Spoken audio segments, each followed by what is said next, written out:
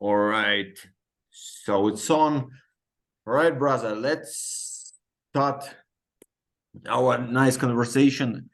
So you as a man who made a big influence on black metal scene back in 1999.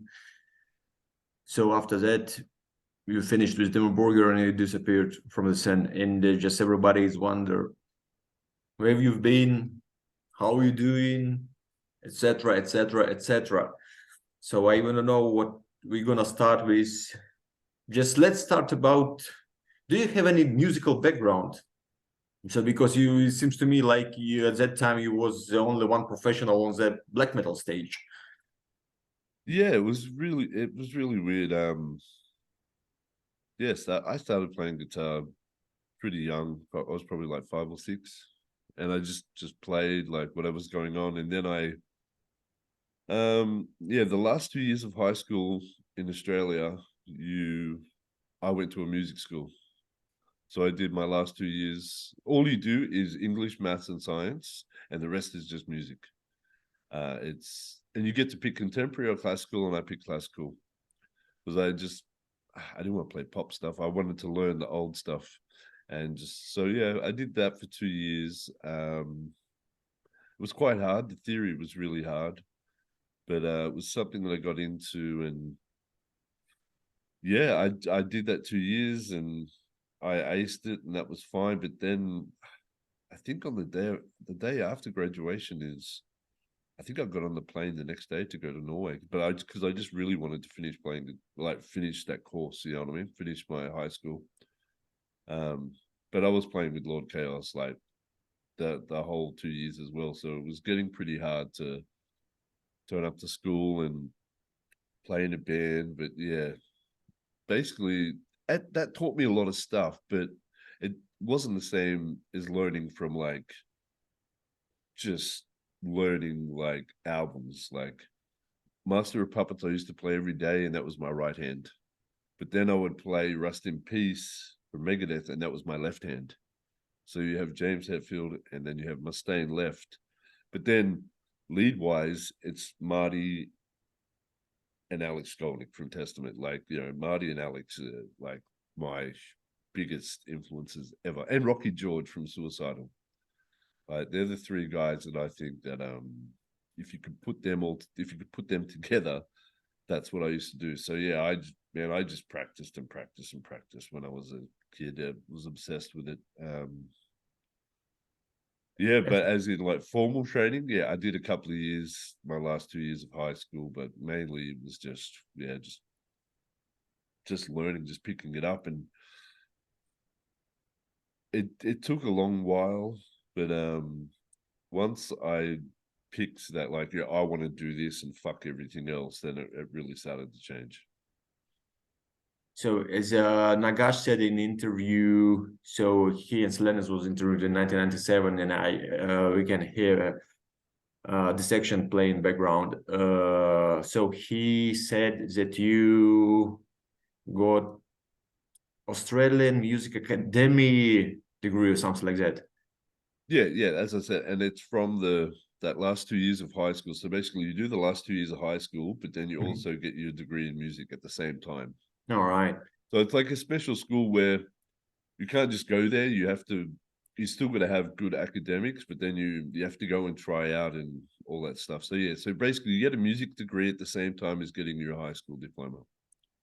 That's good. And how did it happen you came to Norway?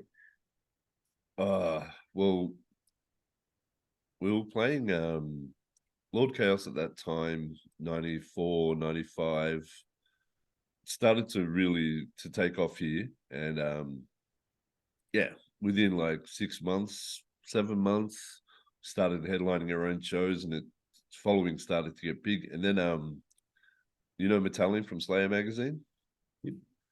Yeah, he come to Australia just to have a vacation. And he was staying with Chris from Sadistic Execution in Sydney.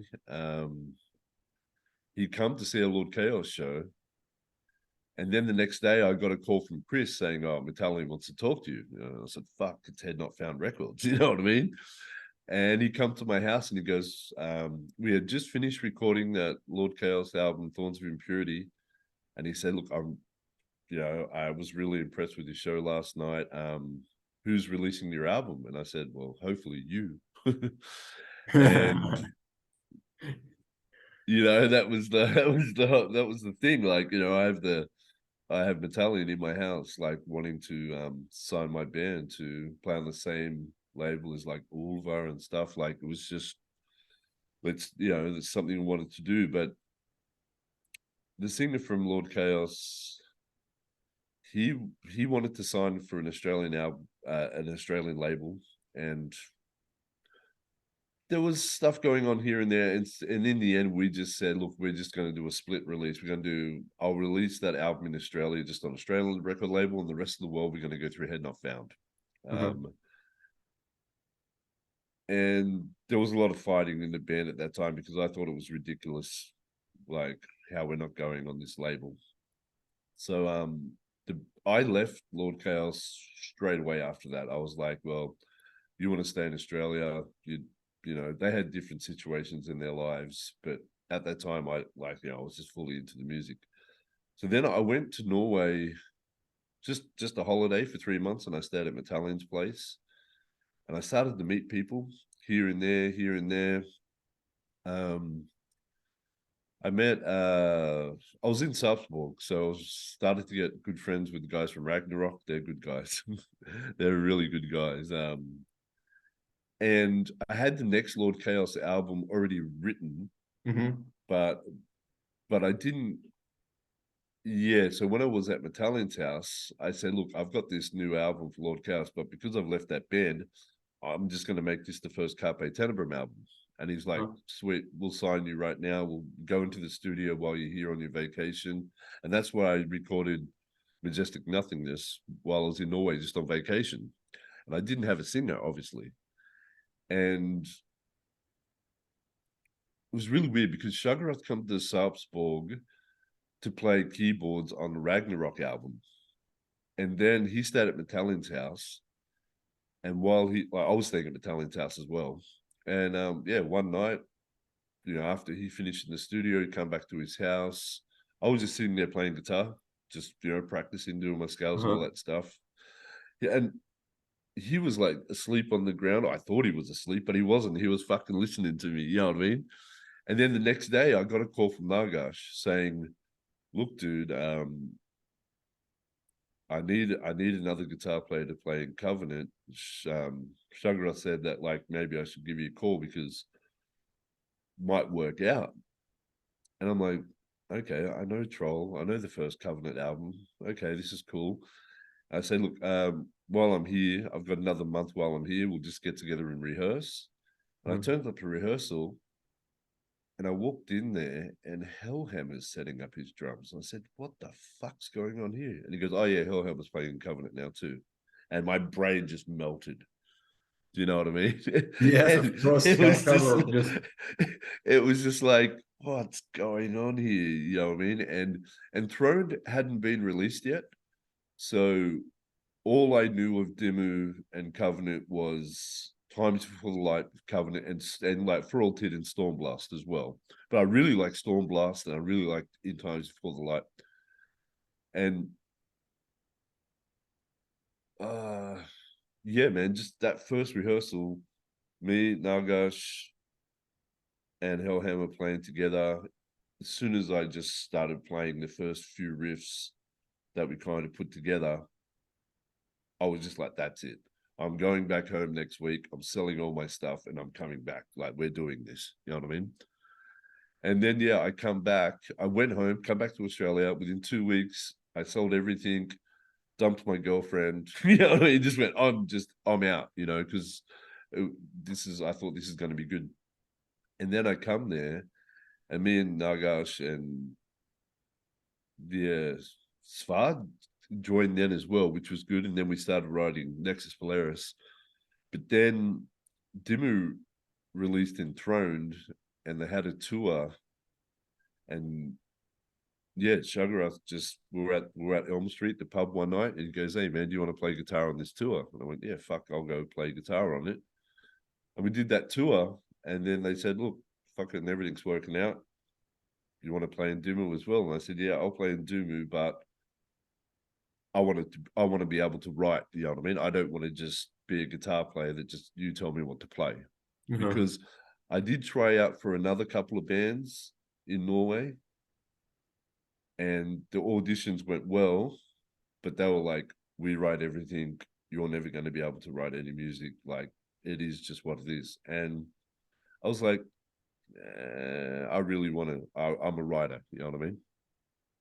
So then, yeah, so within me moving to Norway within 6 weeks, I was in DIMMU and Covenant, and that's where it started, man. But I didn't have a house yet. I was still just sleeping on people's couches and friends here and there, and at the train station when no one was, there was no beds available. Yeah, because I had nothing, man.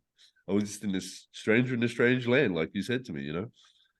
And it took me 6 months to get my first apartment, and that was the first day I got them keys and put it in the door, and there was nothing. It was just nothing, and I just walked in with my empty guitar room. and my bag.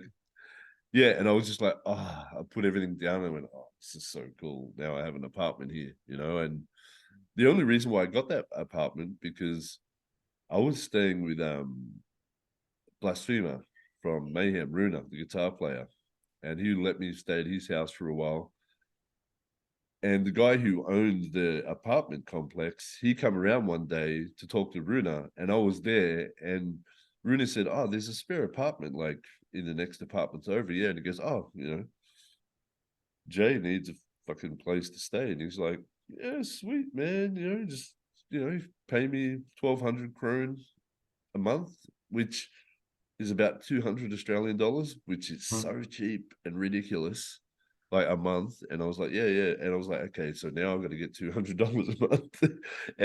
But yeah, once I had that apartment, I lived next door to Blasphemer. And that's when we, started, doing writing spiritual and Nexus. And it became really comfortable. And So you didn't have any work at that time? No, I never worked when I was, there's because I'm allowed to stay there for 3 months on just tourist visa, but I stayed there fucking way more. So I didn't have a personal number or anything for about 2 years. And then once we started having to go back in the country, out of the country, in the country, to America, to everywhere, I'd start coming back in. I remember one time they stamped my passport and they looked and they went, man, you're in and out of this country all the time. What's going on? And they still let me come in. But then after that, I was like, I don't want to come back to the airport and then just kick me out. You know what I mean? So then I went to, we got a lawyer, an entertainment fucking visa lawyer, but nobody ever before had ever wanted to get a work visa in Norway to be a musician. So my lawyer had to go and write new law, you know what I mean, to make it possible for this to happen. And basically in Norway, it's hard. Like, you can't just get a work visa if somebody else can do that same job, because you're taking a job away from somebody else that's already there. So you have to get everyone to say, no, he's the only person that can do this job, and write laws. But eventually it happened. And then I got I think I got a 5-year visa at that time. And then that was good because I could go back and forward. But by that time, we were started to make money. Like, when Spiritual come out, like, I think that year, like, we probably played like 250 shows in that year. And like, so you're getting enough. We have a manager by that time. Nuclear Blast is like, letting me survive. So it became comfortable after about a year. But yeah, that first period was a very hard slog, man. But we got there, and it was the first 6-7 months was really hard. Oh my God, it's just an interesting story. But anyway, so if you played 250 shows, so anyway, you earned some money. So you I was fine. Like, after that first year, I was fine. That's nice. So you joined DIMMU BORGIR first, and after that you joined Covenant, or you just... No, Covenant was first. Huh? Covenant. I joined Covenant first. Yeah, the Covenant is a little bit different story because so you did tour in with DIMMU BORGIR a lot, but you didn't tour a lot with Covenant. We So did two, and we just did two because after Nexus Polaris, we did two tours for that album, and that was okay. But because me and Nagash played in both bands at the time, it started to get to a point where DIMMU was saying, you're gonna have to make a choice soon, you know what I mean? And managers were saying you got to pick this or you got to pick this. And then after Spiritual, Nagash picked Covenant and I picked DIMMU. You know, because I started writing the next album, like is it animatronic? I think the next album, right? I still have like probably like 3 or 4 songs on that album, but it just changed. Like all of a sudden, I remember Nagash and the other guys turning up and they had fucking extensions and makeup and walking around town like they looked like Marilyn Manson or something. And I was just like, nah, that's not what I'm into. You know what I mean? You go playing Covenant, I'll stay in DIMMU because I really enjoyed DIMMU a lot. Like, well, I think Nexus Polaris is a great album, and yeah. it was good to be able to experiment into all the classical stuff that's going Uh-huh. on. But DIMMU, I liked playing in DIMMU a lot, you know, Yeah, because because I knew different styles. Because yeah, exactly. what they turned into, like with all this, like you said, right, Merlin Yeah, and stuff. Yeah, yeah. it was And not. Rammstein and all that stuff. They really went industrial where that wasn't me, you know, and so we went our separate ways in that way. And then I get when they put the next album out and I see Hellhammer with pink eyeshadow, I was like, nah, man, I'm so glad I left that band. You know what I mean? That's not what you want to see, you know. And Yeah, I love Jan, man. He's like he's a really cool guy. But yeah, I'm just glad that I wasn't a part of that. so, but why did you change the style? Because in times before the light, it was rock black metal, right? And Nexus Polaris, like it was something different. So, just did you want to go beyond the black metal frames, or just you was playing something what was coming out from your heart? So that is why Nexus Polaris is what it is. Yeah, from my point of view, or the songs and the riffs that I was writing for it was more. I was just getting more of my classical thing out because I really do like classical music. I listen to it. There's only one radio station that's ever in my car, or if I ever listen to the radio, it's just classical. Like I just really enjoy it. So on that album, I wanted to put that out. Plus, Svard is a genius keyboard player. He's kind of got the same style, like with that all like Arcturus and that like same classical stuff. But Nagash too, he writes a lot of that album, and the other guitar player, Blackheart. Blackheart, he writes a lot of that album too. I think we had a pretty good balance of everyone, us three writing.